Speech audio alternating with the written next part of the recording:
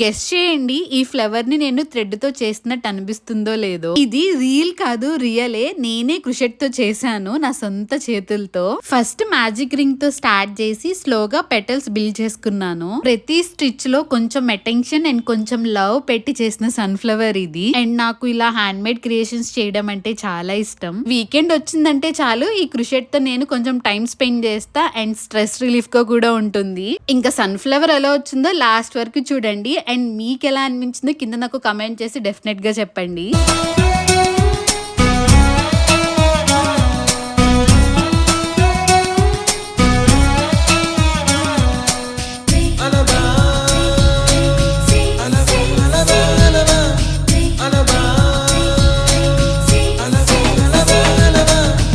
ఎన్నో కలలను చూసే కన్నే కుదిలేసే నువ్వే తను వెతికే ఆ తొలి వెలుగు.